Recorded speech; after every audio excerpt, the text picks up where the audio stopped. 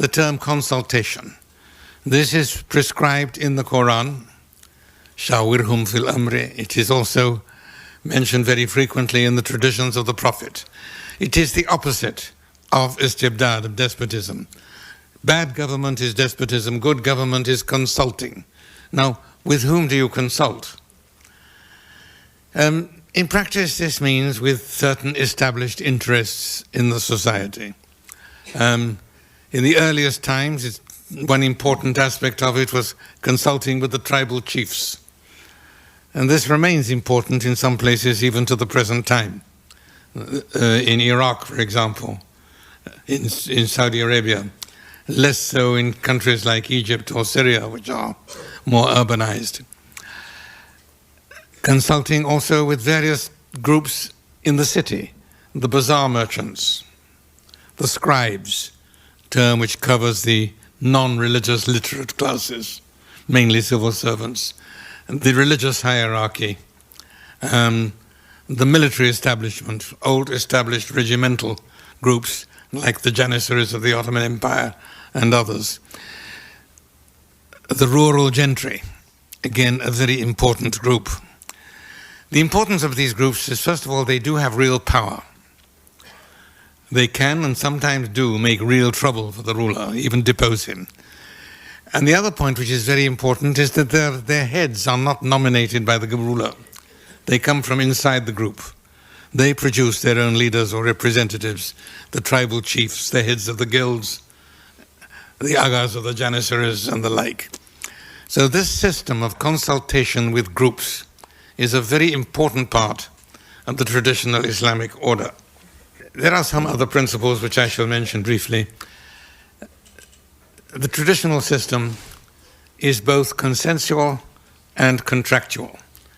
In the manuals of holy law, in the chapters relating to government, it is normally laid down that the ruler, the new caliph, the head of the Islamic community and state, is chosen.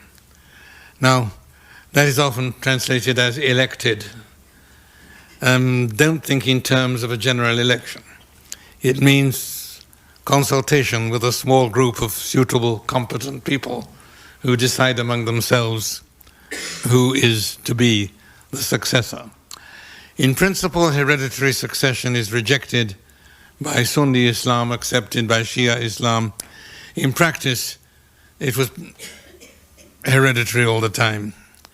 In the caliphate, the successors of the Prophet, were four, so to speak, elected caliphs. Three of them were murdered, which is not a very promising start for a new political order. One of those murders is of particular importance, the Caliph Uthman, murdered in 656, which started the first of a long series of civil wars to decide a question. There were some who said he was the rightful ruler, and murdering him and killing him was murder to be punished appropriately. There were others who said he was a usurper and a tyrant. Killing him was a just act of retribution in accordance with God's law. That argument began in 656 of the Common Era. It is still continuing, with some vigor, I may say. Nevertheless, the consensual element is important. In theory, at times even in practice, the ruler comes to power with the consent of the ruled and remains in power as long as he retains the consent of the ruled. And the nature of his coming to power is described in the classical texts as a kind of agreement, a contract.